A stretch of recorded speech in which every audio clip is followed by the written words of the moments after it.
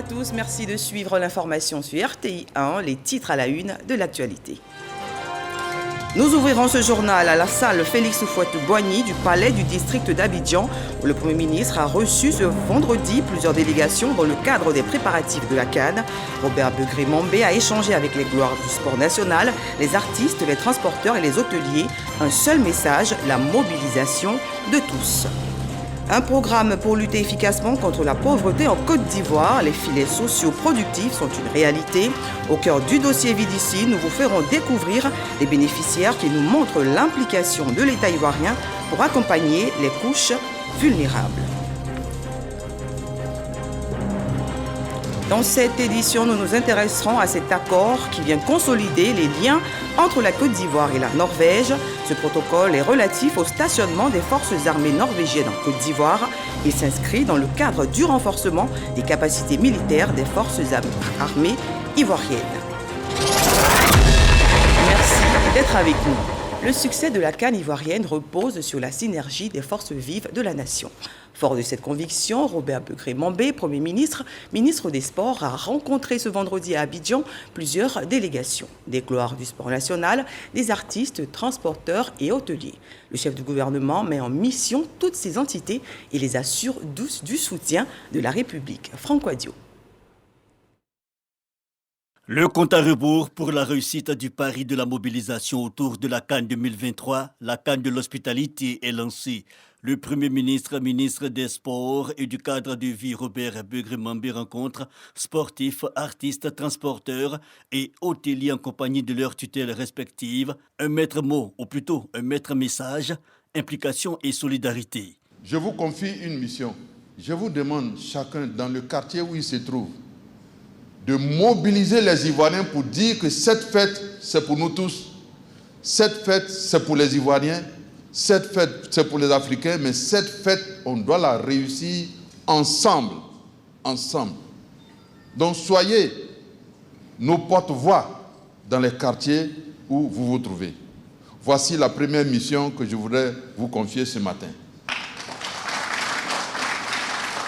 Et tous répondent à présent. Les gloires du football, leur voix portée par Rio Martial, sélectionneur vainqueur de la CAN 92, les artistes mobilisés autour de Kou Michel, Guy Kalou et Patéo, sans oublier les transporteurs et le secteur de l'hôtellerie. Occasion pour ces acteurs de la vie sociale de remercier le gouvernement ivoirien, mais aussi de faire des propositions et surtout de marquer leur engagement corporatiste. Si on se sent ivoirien, on ne peut rester en marge de ce qui arrive. Pour vous dire que nous nous sommes déjà engagés. De San Pedro à Yamoussoukro, de Yamoussoukro à Bouaké, en passant par Koro, où nous sommes rentrés hier, le message est le même. Le sens de la responsabilité.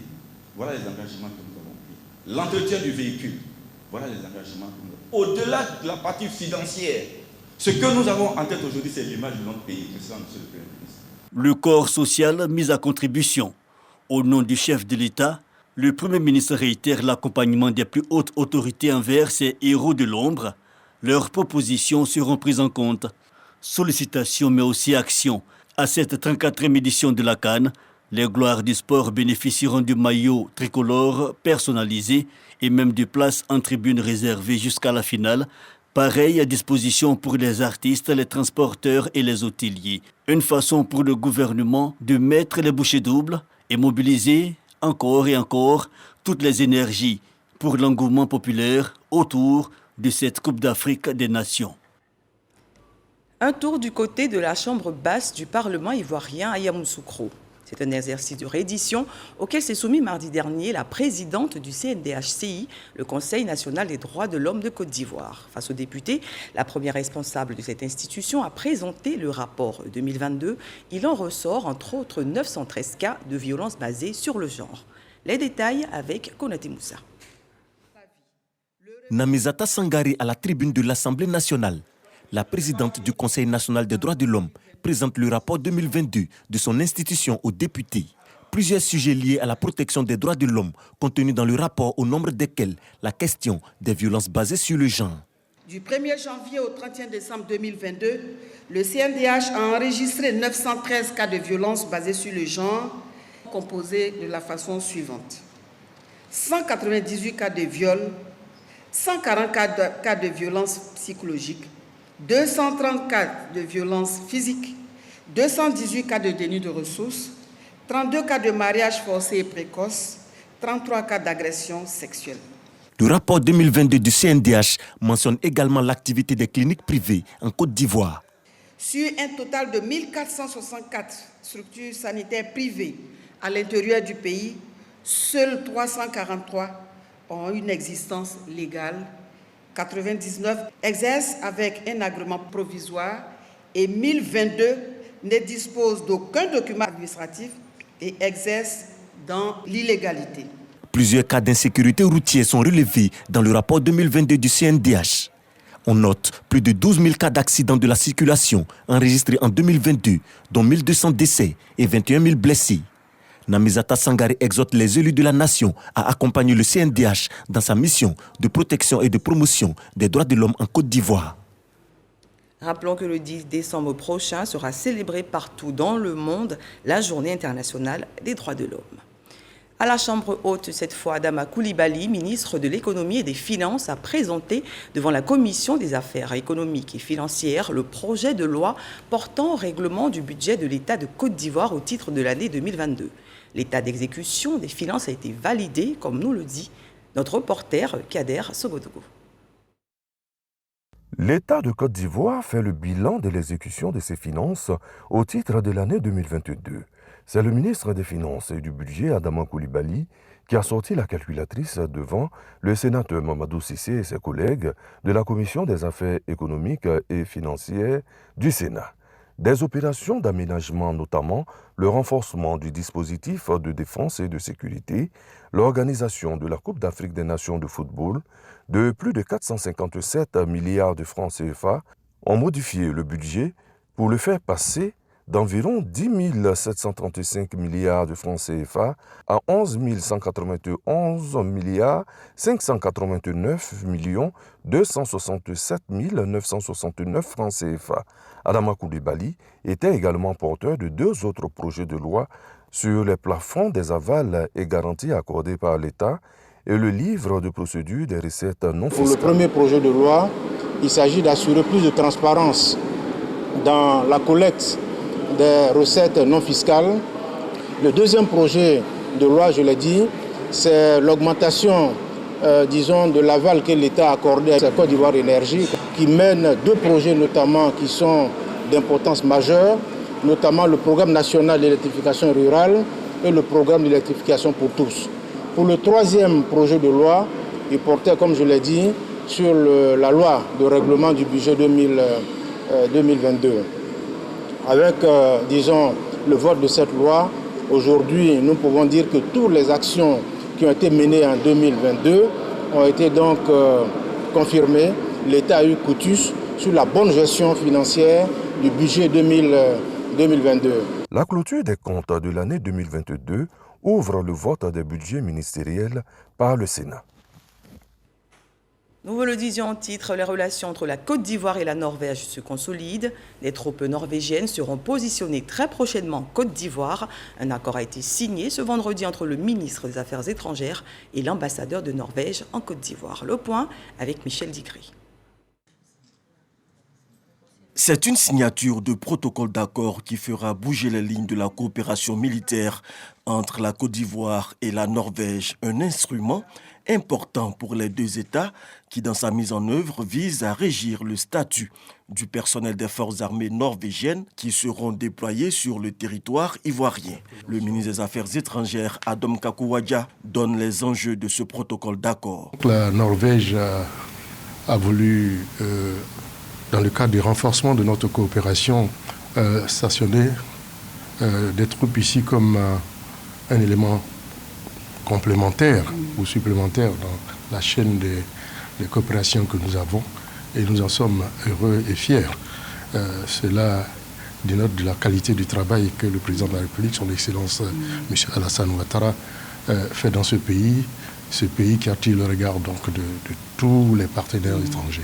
Pourquoi le choix de la Côte d'Ivoire pour le stationnement des troupes norvégiennes dans la sous-région ouest africaine? L'ambassadeur de la Norvège donne des éléments de réponse. Le choix de la Côte d'Ivoire n'a pas été difficile, surtout aussi que ici, c'est l'Académie internationale de lutte contre le terrorisme, une institution dont nous souhaitons soutenir, et aussi les troupes norvégiennes s'y intéressent. Notre ministère de Défense s'intéresse à participer à cet effort qui est non seulement ivoirien, mais international, pour renforcer les capacités des militaires et de la défense dans cette région qui, comme on le sait malheureusement, parfois est un peu tumultueuse, un peu compliquée. Et c'est un honneur pour moi de pouvoir porter notre soutien à la Côte d'Ivoire et aussi à la région et à l'Institut ici à Jacqueville. Et c'est pour ça que le choix a été simple. L'établissement des relations diplomatiques entre la Côte d'Ivoire et la Norvège date de mars 1964. Au plan économique, les échanges commerciaux entre les deux pays connaissent également une amélioration. Le volume d'échanges globaux s'établit à plus de 196 milliards de francs CFA en 2022 contre 17 milliards de francs CFA en 2021. Une collaboration tout aussi fructueuse cette fois entre les ministres en charge de l'éducation nationale, de l'enseignement supérieur et de l'enseignement technique. Les ministres en charge du secteur éducation-formation s'engagent à jouer leur partition en créant les conditions nécessaires pour une formation de qualité en vue d'assurer à la jeunesse une insertion socio-professionnelle décente. En témoigne cette revue sectorielle éducation-formation pour l'exercice budgétaire 2022-2023 organisée par le ministère de l'Éducation nationale et de l'alphabétisation au Centre national des matériels scientifiques. Sephora Zeki. Accroissement de l'offre de formation, construction d'infrastructures scolaires et universitaires, réalisation de plusieurs projets structurants, mais également des problèmes d'ordre universitaire et scolaire. C'est ce qui ressort du bilan 2023 des activités des ministères en charge de l'éducation-formation. L'État a fait des avancées. L'État a fait de gros efforts pour accroître l'offre d'éducation et de formation, notamment avec la décentralisation des universités, avec l'Académie des talents, avec les constructions des collèges de proximité. Mais des efforts nous restent à faire, notamment en matière de représentation équitable de cette offre d'éducation et de formation sur l'ensemble du territoire national. Après 2 jours de discussion, les recommandations formulées portent entre autres sur le renforcement de l'accès et de l'offre de la formation professionnelle et technique à travers la construction, la réhabilitation et l'équipement des infrastructures d'enseignement technique et de formation professionnelle. Au nom de ses pairs, Adama Diawara donne l'assurance que tous les 3 ministères du secteur éducation-formation vont s'atteler à travailler à résoudre les problèmes relevés au cours de cette revue sectorielle. Ces 2 journées de débat intenses ont renforcé ma conviction selon laquelle tous les 3 ministères du secteur éducation-formation ont les mêmes préoccupations à quelque chose près, ou tout au moins interdépendantes. Il existe une même volonté politique de prendre le maximum de garanties pour poursuivre l'accélération du capital humain et la promotion du bien-être social. À cet égard, les perspectives de coopération entre les 3 sous-secteurs constituent des pistes à encourager et à amplifier dans le cadre d'une mutualisation des moyens permettant d'atteindre nos objectifs communs. Pour ma part, je reste convaincu que le secteur de l'éducation et de la formation saura faire preuve de résilience face aux nombreuses difficultés. Le président de la République, son Excellence M. Alassane Ouattara, qui a décrété 2023 année de la jeunesse, et le Premier ministre sont engagés à nos côtés et je n'ai aucune raison de penser que nos efforts seront vains. Pendant 2 jours, experts, partenaires au développement, acteurs du système éducatif et représentants de la société civile ont contribué aux travaux. Ils traduisent ainsi la vision du secteur éducation-formation de mettre à disposition de la Côte d'Ivoire des ressources humaines de qualité en adéquation avec les besoins de l'emploi. Comme tous les vendredis, la rédaction de RTI1 vous propose le dossier Vide ici et ce soir, focus sur les filets sociaux productifs, ce programme phare de la Côte d'Ivoire solidaire et de la stratégie nationale de la protection sociale. Les filets sociaux, il faut le savoir, consistent à octroyer une allocation de 36 000 francs CFA aux personnes vivant en dessous du seuil de pauvreté. Ces derniers bénéficient à moyen et long terme de formation et d'insertion dans une activité génératrice de revenus.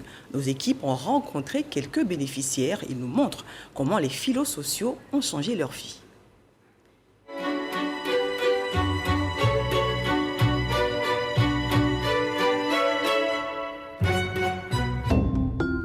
À l'ouest de la Côte d'Ivoire, la ville de Mans. Ce matin-là, c'est jour d'achat pour Madjomondé et son fils. Cette mère vient procurer à son garçon des fournitures scolaires. La rentrée va se démarrer, kit de 3e. Sac, cahier, tout le petit nécessaire qu'elle paye comptant, 15 000 francs CFA. Une somme que la quinquagénaire peut aujourd'hui se permettre de débourser, car il fut un temps où celle-ci lui aurait semblé bien trop élevée. Sa famille et elle vivaient alors en dessous du seuil de pauvreté. C'était très difficile. Pour payer la scolarité de mes enfants comme ça, c'était pas facile. La nourriture, bon, peut-être une fois par jour. Et le 29 décembre 2020, j'ai reçu de l'argent de la part de filières sociaux. Les filets sociaux, un programme initié par le gouvernement ivoirien et la Banque mondiale pour venir en aide aux familles défavorisées et démunies. Celles vivant en situation d'extrême pauvreté, c'est-à-dire avec moins de 350 francs CFA par jour. Tu vas envoyer pour la beauté, quartier Académie, 20 paquets. Madjomondé a été sélectionné au terme d'une minutieuse enquête menée par les agents du programme sur le terrain. Tous les 3 mois, elle reçoit une aide financière de 36 000 francs CFA, ce qui lui a très vite permis de sortir la tête de l'eau. L'activité marche, parce que souvent je peux faire au moins les 70 paquets par jour, 100 paquets par jour. Hier, comme ça, j'ai fait 20 paquets par jour, parce qu'après le carburant, je peux me retrouver à 70 000. Grâce à cette aide financière, Madjomondé s'est lancée dans la vente d'eau en sachet. Elle a pu, avec l'encadrement que lui a apporté le programme des filets sociaux, accroître ses revenus. Équipée désormais de cette machine dans sa charge et d'un tricycle pour faciliter la livraison auprès de ses clients revendeurs. De 35 000 ménages ayant bénéficié de l'inclusion financière en 2017, ce sont plus de 227 000 foyers qui étaient déjà concernés par le programme des filets sociaux en 2022. Un programme qui aujourd'hui couvre l'ensemble des 31 régions de la Côte d'Ivoire, incluant 3 498 villages et 108 communes, chefs-lieux de départements concernés.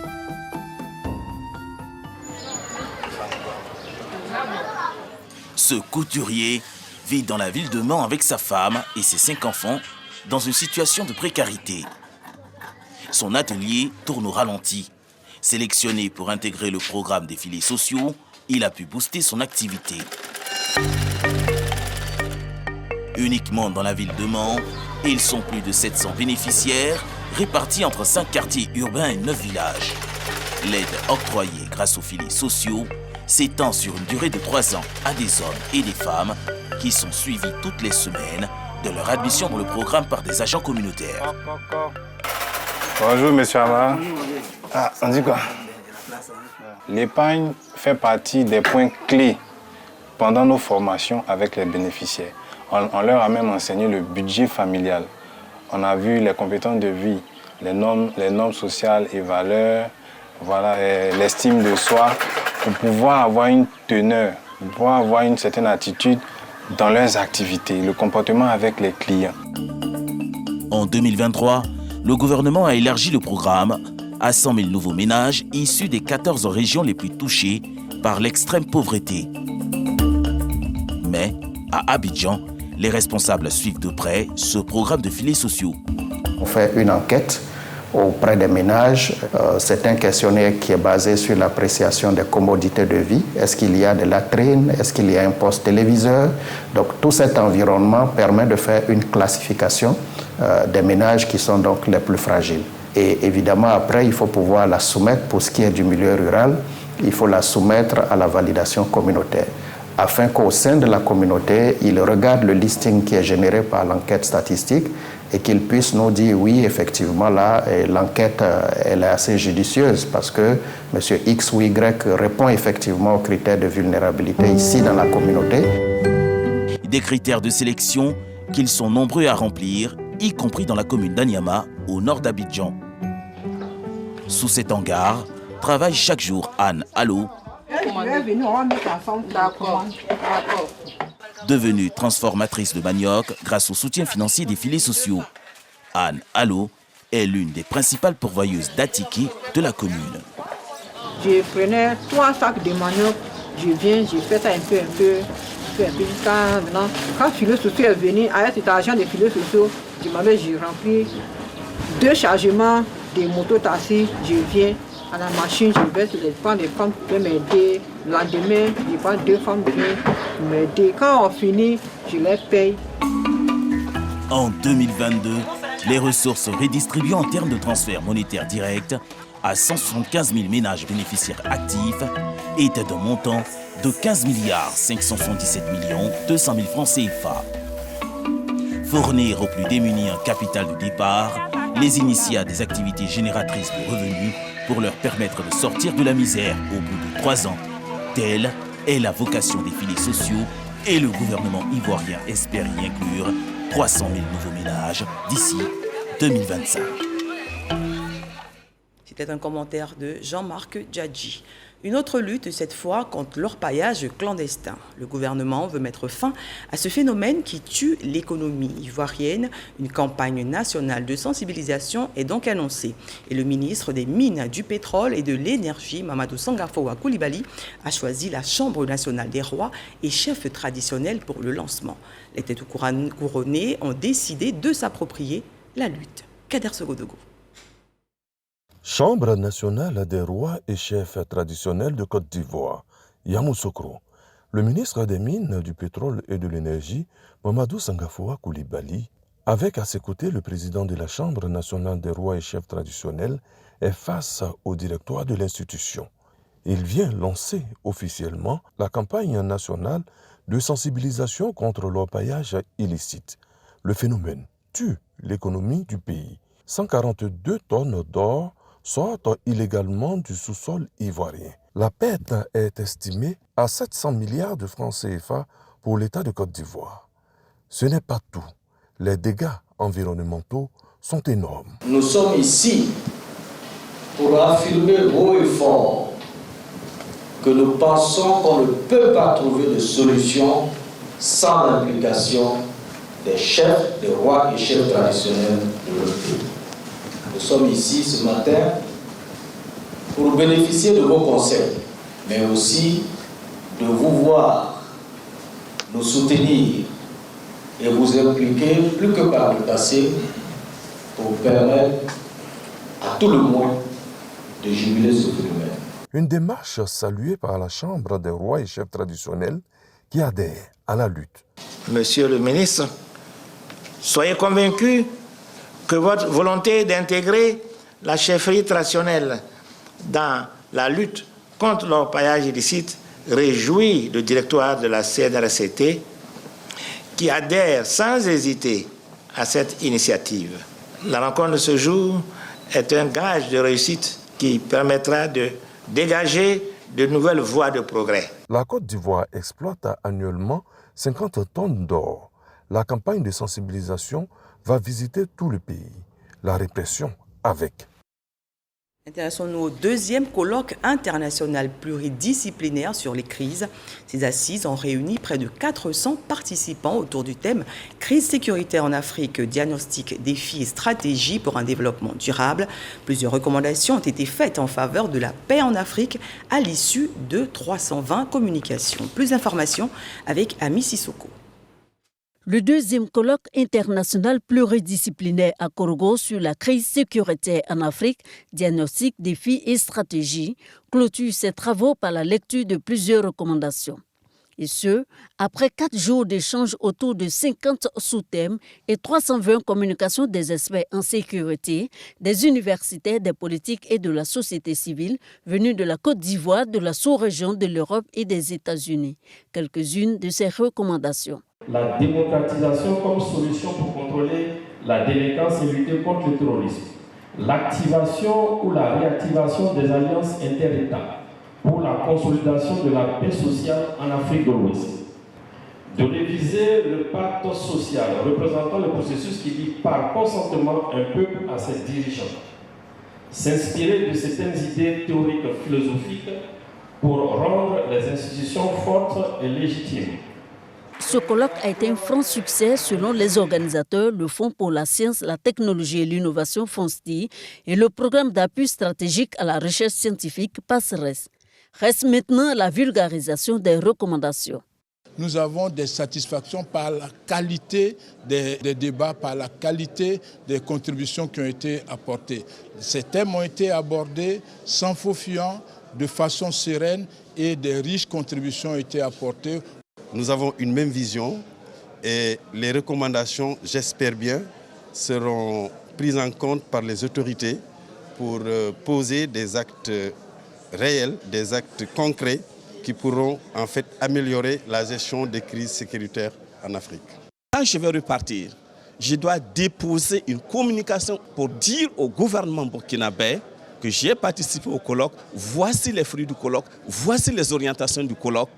Certaines recommandations qui ont été arrêtées ici seront portées au niveau mondial parce que nous voulons influencer même le politique. Le FONSTI et le PASSERES souhaitent que les recommandations formulées soient transformées en résolutions pour les pays africains afin que les crises sécuritaires soient définitivement maîtrisées pour laisser place au développement.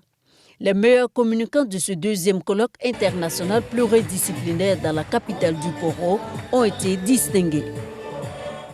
Parlons environnement à présent, en marge des travaux de la COP 28, la conférence des ministres africains de l'environnement s'est penchée sur plusieurs thématiques, dresser le bilan des négociations sur le climat et envisager les perspectives pour une lutte efficace contre les effets néfastes des changements climatiques. Nos envoyés spéciaux, Grace Kando et Adama Sangare. Rencontre des ministres africains de l'environnement pour faire le point de l'état d'avancement des négociations sur le climat au niveau des pays africains.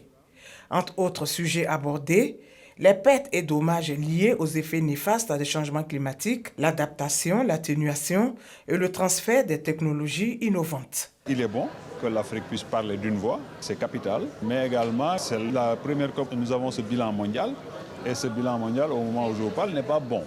Donc ça veut dire qu'il va falloir qu'on se retrousse les manches pour justement revisiter par rapport à un bilan ici qu'on aimerait concret sur les différentes thématiques, pour qu'on puisse revisiter nos différentes CDN, nos contributions déterminées au niveau national, pour davantage inscrire nos différents pays dans une trajectoire qui nous mène vers les objectifs, notamment cet objectif de maintenir le réchauffement de la planète à 1,5 degré. Le fonds sur les pertes et préjudices, mais pour que ce fonds soit vraiment opérationnel, nous souhaiterons qu'il soit guidé par les textes de la Convention cadre des Nations Unies sur les changements climatiques. Aujourd'hui, pour l'Afrique, c'est ça la priorité. À travers cette rencontre, la voix de la Côte d'Ivoire s'est fait entendre par le ministre de l'Environnement, du Développement durable et de la Transition écologique.